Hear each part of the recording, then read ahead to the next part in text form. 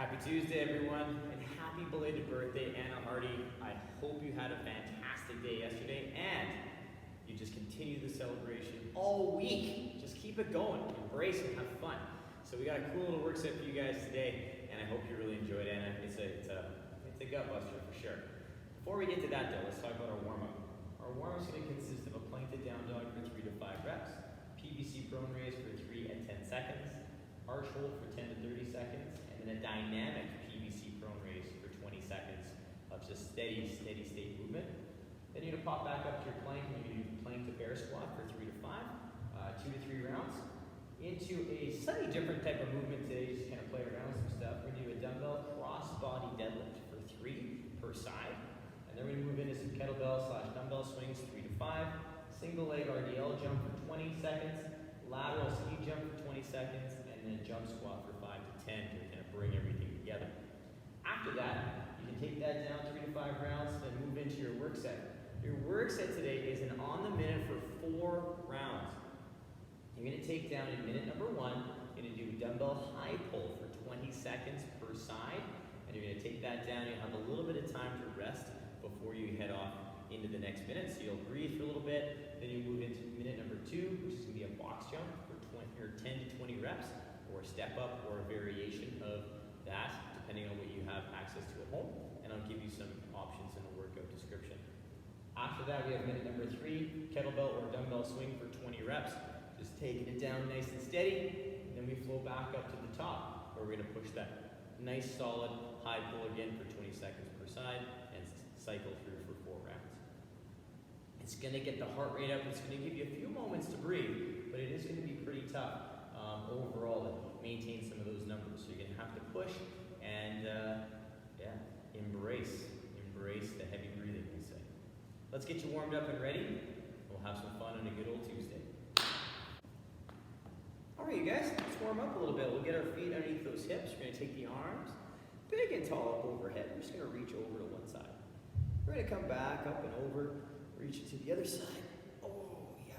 We're going to forward fold, touching those toes. We're just going to walk up those shins. Come back down, frame a foot. We're going to step it back into our lizard. We're just going to lower the knee. We're just going to press the hip. Come back to the center. Press the hip. Back to the center. And press the hip, back to the center. Straighten out the leg, step into that good plank, step the other foot up, nice and square in those hips, and then lower the knee, press the hip, to center, press the hip, back to center, and press the hip, back to center. We're going to straighten out the leg, step back into our plank. From here, pulling the ribs and hips, pressing through the shoulders, tiptoeing those feet up. We're going to roll ourselves all the way up overhead, clasping those fingers, press up and reach, and up and reach. Come back to center, bring those hands down, and let's get you guys fired up. If you'd like to do a little bit more gentle warm-up, cat-cow, thread the needle, lizard with rotation, please be my guest, pause the video, take that down. I'm going to walk you through that first piece, which is going to be a nice little gymnastics kind of focus, just to get our body and our cores ready to go. So we're going to start off with our plank to down dog. So my hands are going to be under my shoulders. My feet can be together or slightly apart. I'm going to pull my ribs and hips into that hollow, pressing my shoulders to the sky and setting those good strong shoulders. I'm going to pull my hips back, maintaining that good shoulder engagement as I soften my knees and my ankles and allow myself to find that good overhead position. Then I'm going to come back into my plank, setting those ribs again, pressing through the shoulders, and then moving back slowly into that movement. If I'd like to add in a heel press, because we are jumping today, I can do that. And or if I want to add in a toe touch, I can also do that in between my reps of those plank to down dogs. So take your time. Remember, we're focusing on that good shoulder engagement. Really focus on setting that during the plank so you can work on maintaining it as we pull into our down dog. After that, we're going to lay on our stomach. You can get down there any way you like. You can use a broomstick, a towel, nothing in your hands for these prone raises. So I'm going to get myself set up from the ground up. So I'm going to pull my toes together, press them into the floor a little bit, squeeze my glutes, pull my ribs and hips in, press my armpits down, press my hands down into that nice hollow position so I can feel tension from my pinky to my toes. Now from here, maintaining that position, I'm going to lift my shoulders up, maintaining that hollow and holding that position, focusing on just those shoulders, rising up. I'm going to hold that for 10 seconds, lower, and then reset the position from my toes, glutes, shoulders, and hands. So we really want to make sure that the eyes and the nose stays close to the floor. It doesn't have to touch the floor, but we don't want it to venture away as we lift the shoulders. Our next exercise is right from here, so we move right into our arch hold. So I'm going to keep my toes together. I'm going to reach my fingers forward, reach my toes back, and that's going to lift me up a little bit as I squeeze and reach for length.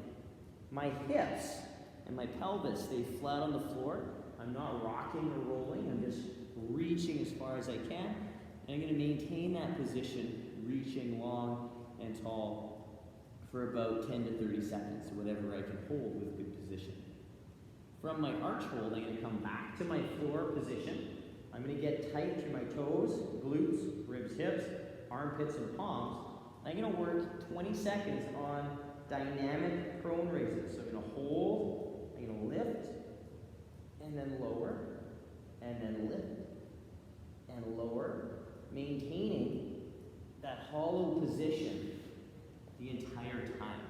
So if I feel my hollow or my engagement through my ribs and hips and my glutes disengage, just take a moment, reset that position, and then continue with your dynamic lifts. And they don't have to be super fast, they can be lift, hold for a beat, low.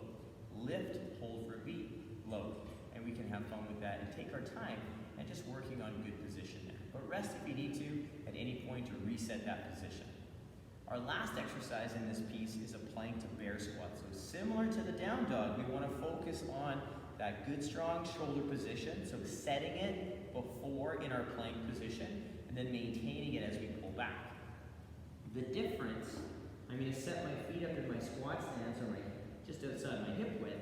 The difference is I'm going to pull my hips back and down and straight back, opposed to back and up. So I'm nice and tight, set through the shoulders, pull my hips back between my ankles, holding that position, and extending tall. So something to think about is if when you're in that bottom position of your bear squat, if I magically picked you up and put you standing, you'd be in the bottom of a super deep squat or in a good position like you would be in your normal air squat. So it's kind of a cool concept to think about, just with those arms nice and strong overhead.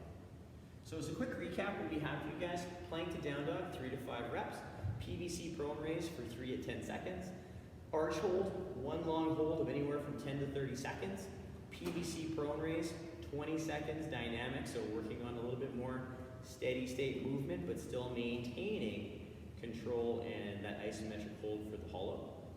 After that, plank to bear squat, 3 to 5 reps, 2 to 3 times. Take that down, rest in between, do what you gotta do, and then move to the next phase.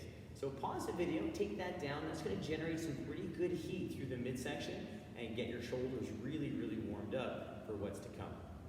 So what we're gonna start with on this next phase is kind of a different kind of movement. And what we're gonna do is a crossbody deadlift. So what that entails is the body is gonna be set up as normal squats or super deadlift stance, but the single dumbbell is gonna be over to one side. And what I'm going to do is follow my normal deadlift routine and positioning, and I'm just gonna hinge, pulling back, keeping my body square, but taking my arm to that toe, standing up and bringing the dumbbell over to the opposite side.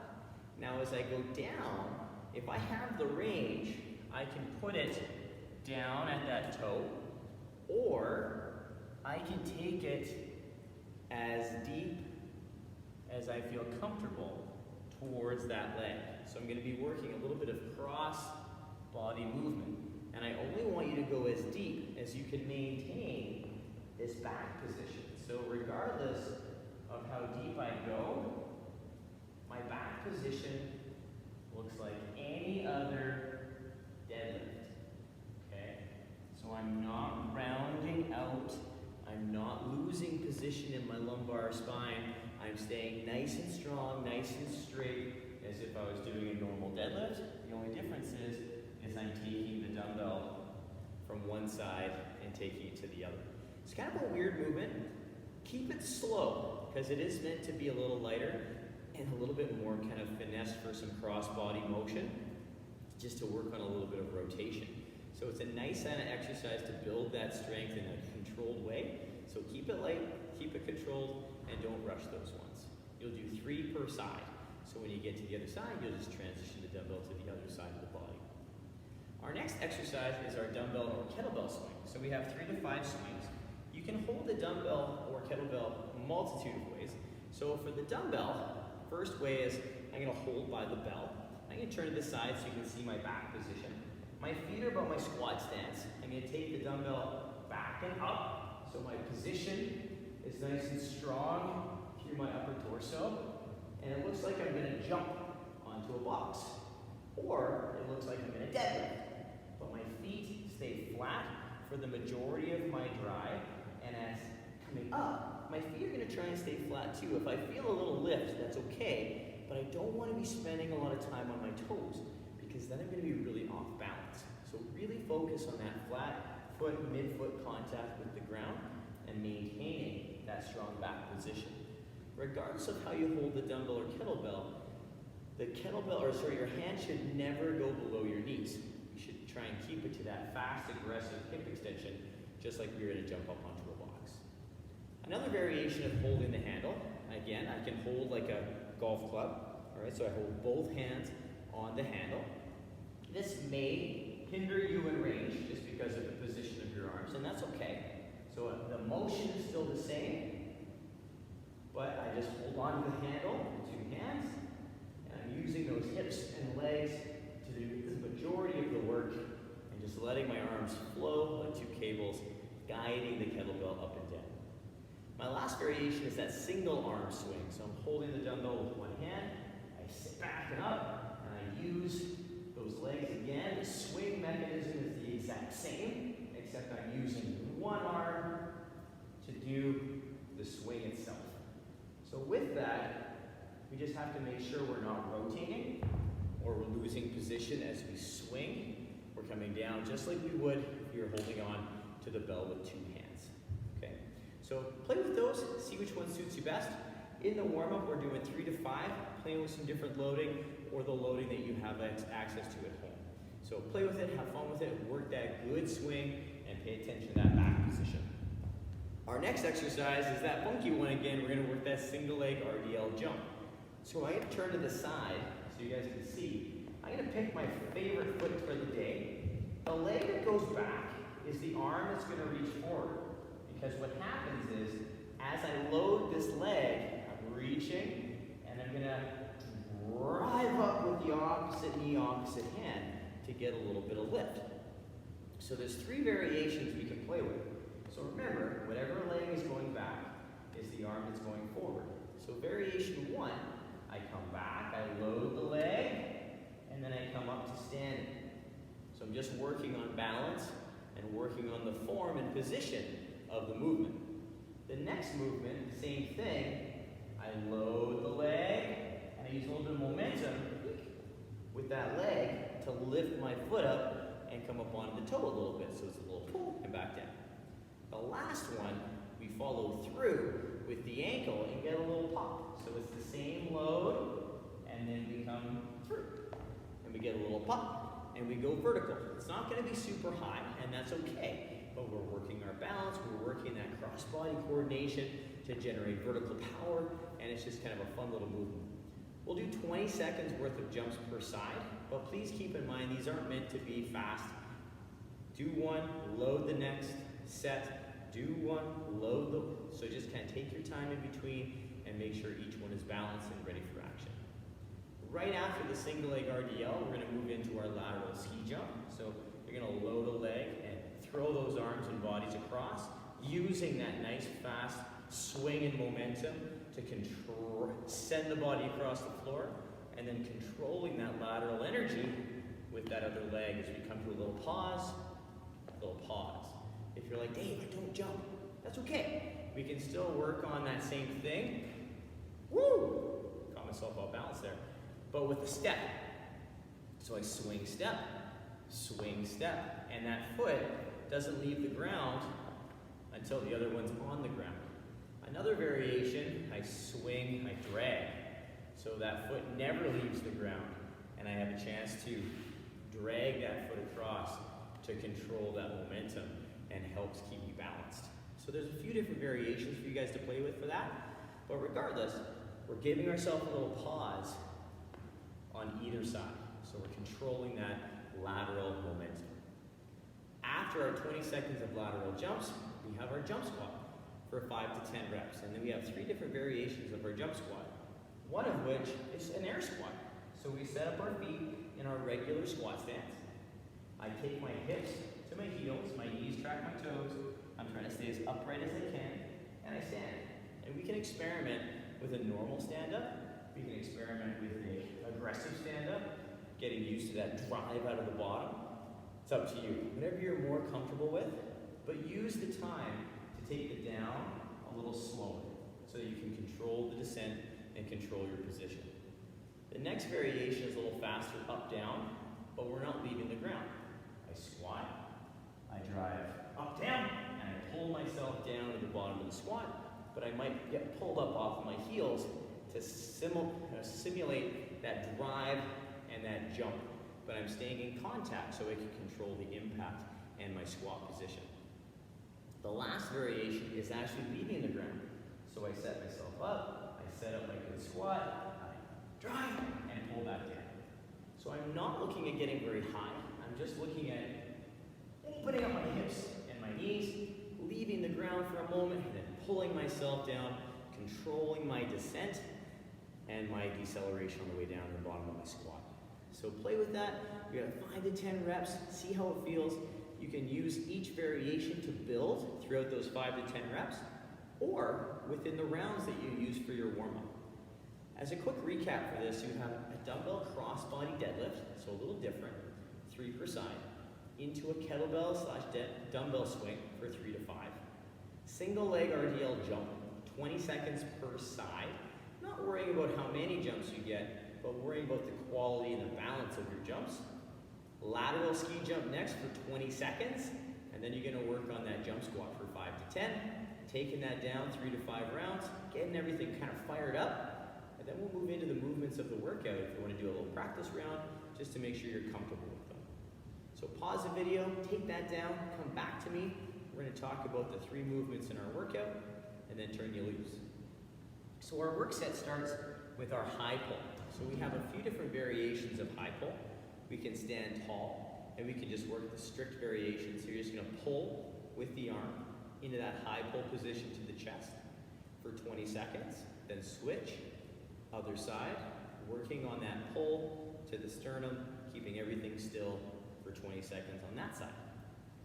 The other variation, if you have a dumbbell that's a little heavier at home and you can't do the strict pull, we can get the hips involved. So we're gonna take the dumbbell to the knee, and then we're gonna stand pull, take it to the knee, stand pull, to the knee, stand pull, and just work that nice and smooth for 20 seconds, and then switch sides, and again, 20 seconds, working on that smooth, steady pull, and that nice, steady motion. So just steady, constant movement for 20 seconds per side before we move to the next movement.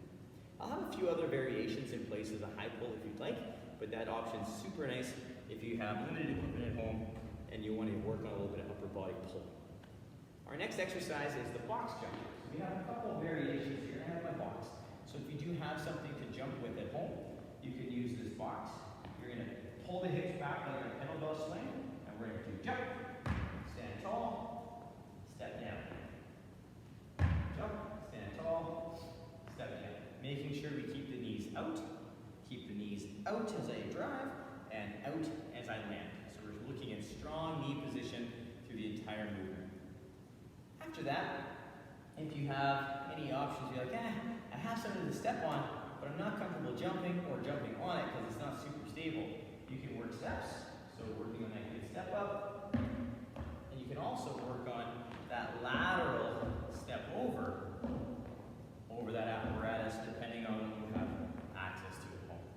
I'll have a few other options for you in that work set. So So check the bottom workout description, see what we're using for the box jump today, and pick your adventure and have some fun with that. Our last exercise is the kettlebell or dumbbell swing for 20 reps.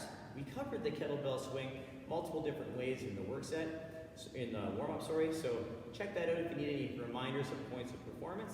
But for the most part, pick your variation, 2 single, bell style, rock those swings hard, use those legs, and get that heart rate nice and jacked up. Besides that, you guys, it's a pretty steady state kind of work set. On the minute for 4 rounds. Minute number 1, 20 seconds of high pulls per side. Box jump for 10 to 20 reps in the next minute. And then our kettlebell or dumbbell swing for 20 reps as well. Remember that if you have any time remaining in these minutes, you get to rest, all right? You can use it as transition or whatever you need to use it for. Just to breathe, sit down maybe, stand up tall, talk good things to yourself, but use it to rest and recover before we hit that next exercise. Happy belated birthday, Anna. I hope you enjoy your day today. I hope you enjoy this work set. It's a blast, it's a fun one. So all of you guys, let me know how this goes. Let me know your substitutions, modifications, whatever you do today. I'm super interested to hear what you guys are taking down. I love hearing about that stuff. It's always fun. But thanks again, you guys. Have fun, work for quality, and we'll see you tomorrow. Bye, you guys.